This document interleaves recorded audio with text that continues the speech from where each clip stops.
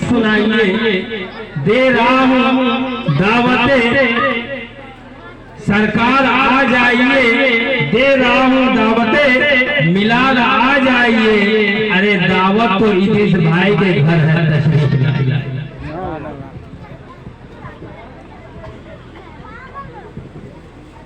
औज़ु बिल्लाहि मिनश शैतानिर रजीम, बिस्मिल्लाहिर रहमानिर रहीम। वादे तौहीद के मतवालों, गौश ख्वाजा के दीवानों, मेरे मिल्लत के नौजवानों, अस्सलामु अलैकुम व रहमतुल्लाहि व बरकातहू। हज़रात, अभी आप बेहतरीन खतीब हजरत की तकरीर समाप्त फरमा रहे थे। इससे बाद अभी आपको शानदार व जानदार तकरीर और इसके साथ ही नाते नबी की समाप्त फरमानी है। और इस तरह से ये बज़्म पाक है, ये वो बज़्म पाक है जो खुदा और उसके नबी का बज़्म पाक है। अल्लाह तबारक तआला अपनी आसमानी किताब में, दुनिया की उस किताब में जो अब हर एक भाषाओं में, हर एक जुबान में पढ़ी जाने लगी है, कुरान करीम में इरशाद फरमाता है, या अय्युहल्लज़ीना आमनू तकुल्लाह कुनू मअश-शादिकीन। ऐ ईमान वालों, अल्लाह से डरो और हो जाओ सच्चों के साथ। ऐ ईमान वालों, अल्लाह से डरो और सच्चों के साथ हो जाओ। तो अल्लाह तबारक तआला ने सच्चों के साथ रहने की ये पैगाम दिया है, सच्चों के साथ रहने का आदेश दिया है, सच्चों के साथ रहने का फरमान जारी किया है। इसलिए कि जब हम सच्चे के साथ रहेंगे तो सच्चे बन जाएंगे, जब अच्छे के साथ रहेंगे तो अच्छे बन जाएंगे, जब नेक के साथ रहेंगे तो नेक बन जाएंगे, जब सच्चे के साथ रहेंगे तो ईमान वाले बनेंगे, जब सच्चे के साथ रहेंगे तो बेईमानी से दूर रहेंगे, जब सच्चे के साथ रहेंगे तो निहायत ही हम झूठ, चोरी, फरेबी से दूर रहेंगे, जब सच्चे के साथ रहेंगे तो बदकारी से दूर रहेंगे, जब सच्चे के साथ रहेंगे तो शराबखोरी से दूर रहेंगे, जब सच्चे के साथ रहेंगे तो बेहयाई से दूर रहेंगे, जब सच्चे के साथ रहेंगे तो हम गद्दारी से भी दूर रहेंगे, जब सच्चे के साथ रहेंगे तो वतन के लिए काम करेंगे, यानी नबी के बताए हुए फरमान पे अमल करेंगे, और जब सच्चे के साथ रहेंगे तो गरीबों का सहारा बनेंगे, जब सच्चे के साथ रहेंगे तो मजलूमों का सहारा बनेंगे, जब सच्चे के साथ रहेंगे तो बुराई को मिटाने का काम करेंगे, जब सच्चे के साथ रहेंगे तो जरूरतमंदों की मदद करेंगे। जैसा कि हजरत ने फरमाया कि हर एक मुसलमान को अपने माल का 2.5% ज़कात निकालना अनिवार्य है, इट इज कंपल्सरी। इसलिए कि ये हमारे नबी ने फरमाया कि संपन्न लोगों में, यानी अमीर लोगों में, मालदार लोगों में ही गरीबों का भी हक है। अगर वो मालदार सही अपना हक अदा कर दे तो मैं समझता हूं कि गरीबी दूर हो सकती है, इसलिए मुफलिसी दूर हो सकती है। लेकिन बड़े बड़े रईस लोग, बड़े बड़े कंपनियां चलाने वाले जो मुसलमान हैं, वो ज्यादातर कुछ ऐसे भी लोग हैं जो इसको निकालते भी नहीं है। नहीं तो जोड़ लीजिए कि 100 में 2.5 रुपया अगर निकाले तो अपने प्रॉपर्टी के हिसाब से वो गरीबों के लिए, जरूरतमंदों के लिए, भलाई, कौम की भलाई के लिए वो काम आ सकता है। तो प्यारे नबी के फरमान पर और अल्लाह के फरमान पे अमल किया जाए, अगर सच्चों के साथ में रहा जाए तो गरीबी भी मिटाई जा सकती है, बेहयाई भी मिटाई जा सकती है, बुराई को रोकी जा सकती है, अपने वतन से मोहब्बत की जा सकती है। और इस तरह से बम ब्लास्ट करने वालों में आपका नाम कदापि नहीं आ सकता है, कतई नहीं आ सकता है, बल्कि वतन के लिए गर्दन कटाने वालों में आपका नाम आ सकता है हजरात। और इस तरह से वतन का सच्चा सिपाही बन करके और आपका नाम आ सकता है अगर आप सच्चों के साथ रहे तो। इसलिए सच्चे के साथ रहने के लिए कुरान करीम ने फरमाया, हमारे आका ने फरमाया, और इसी को रामचरितमानस में, हिंदू धर्म का जो सबसे बड़ा धर्म ग्रंथ है, रामायण में गोस्वामी तुलसी बाबा ने इस बात को लिखा कि बिनु सत्संग विवेक न होई, यानी सच्चों के साथ रहे बिना बुद्धि और ज्ञान आने वाली नहीं है। बुद्धि और ज्ञान के लिए, अच्छे राह पर चलने के लिए सच्चों के साथ रहना होगा, अच्छों के साथ रहना होगा, नेक लोगों के साथ रहना होगा। गोस्वामी जी ने आगे लिखा कि सत्संगति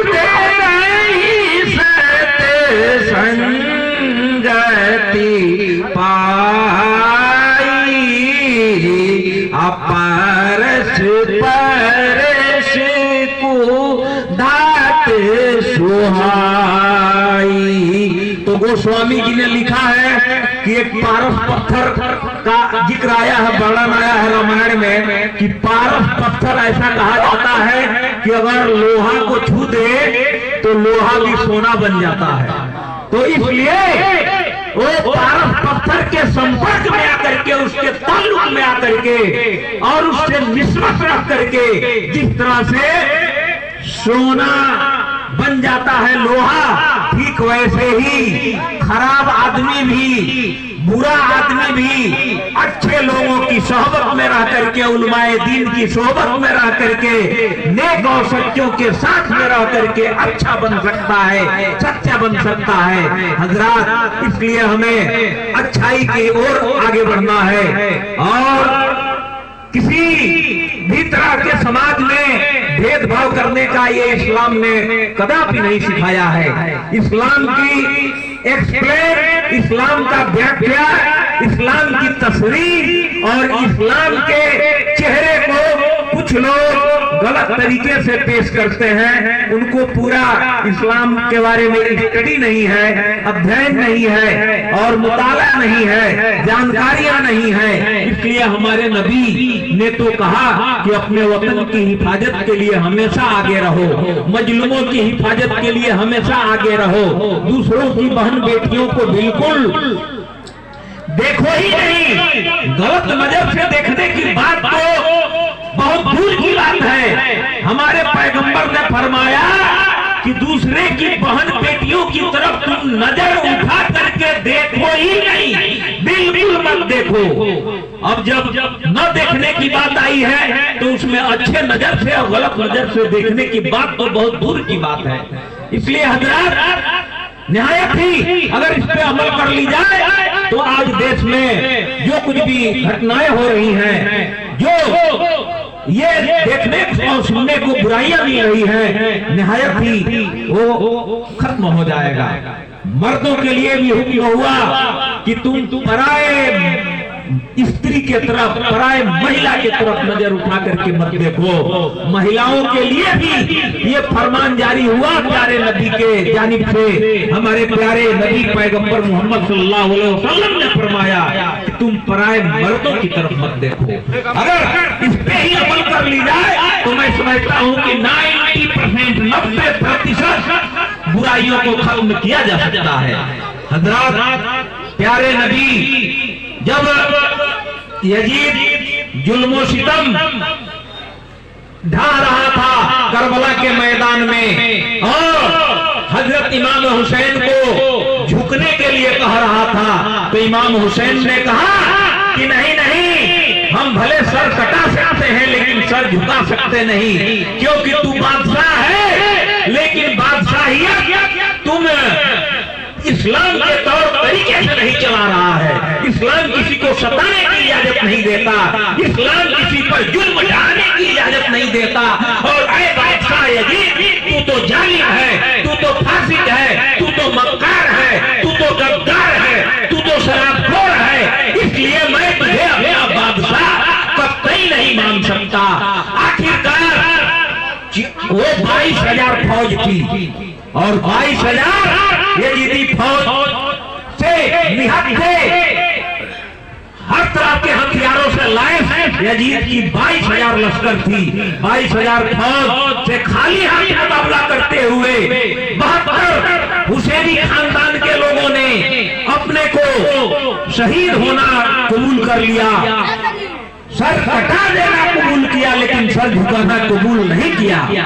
राष्ट्रपिता Mahatma Gandhi, father of nation Mahatma Gandhi ने लिखा कि अगर मुझे हुसैन जैसे 72 वफादार लोग इस हिंदुस्तान में मिल गए होते तो 1947 से पहले ही, बहुत पहले ही मैं इस मुल्क को आजाद करा लिया होता। इसलिए कि वे वफादार थे, वे लोग पैसे के बहकावे में आने वाले नहीं थे, वे लोग दौलत के भूखे नहीं थे, वे लोग जुल्म ज्यादती के सामने डरने वाले नहीं थे।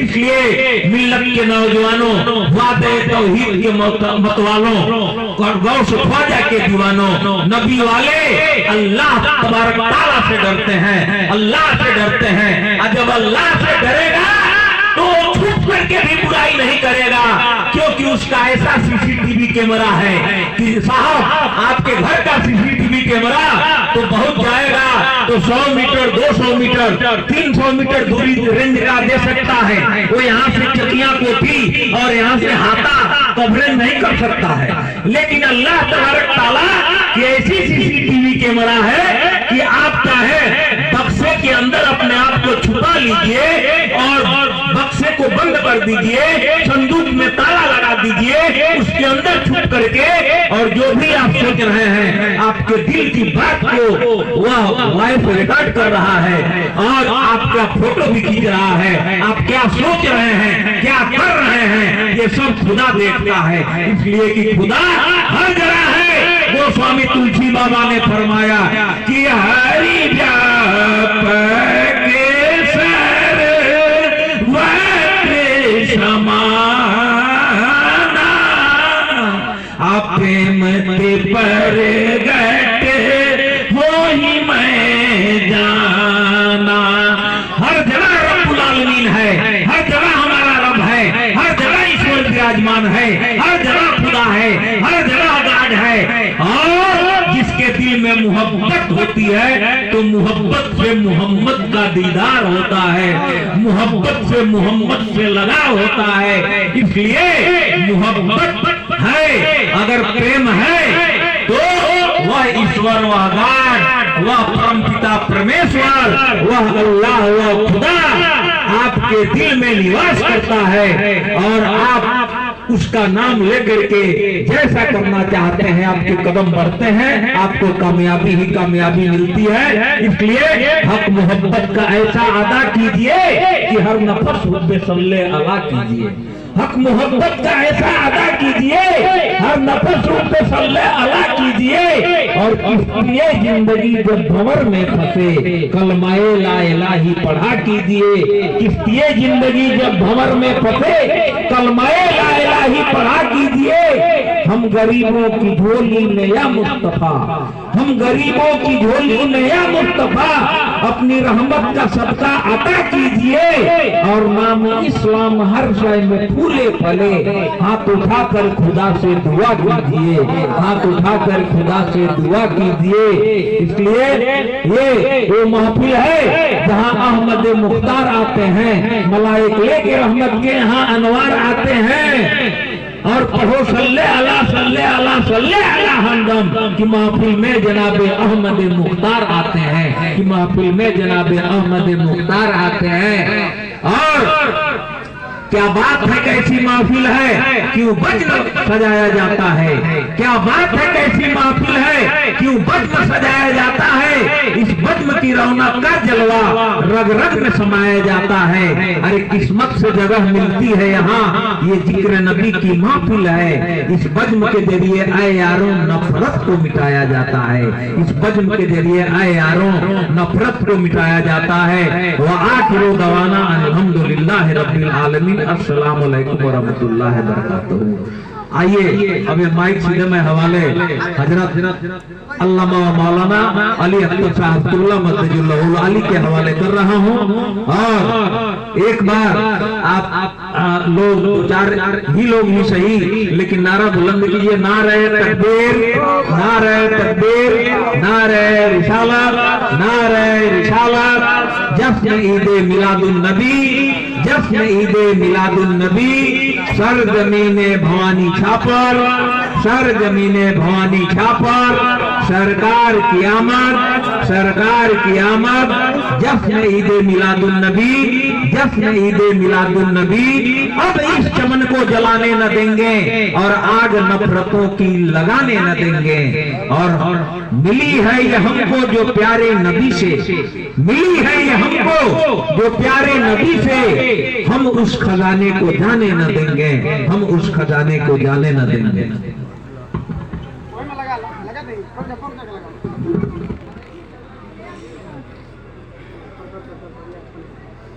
लगा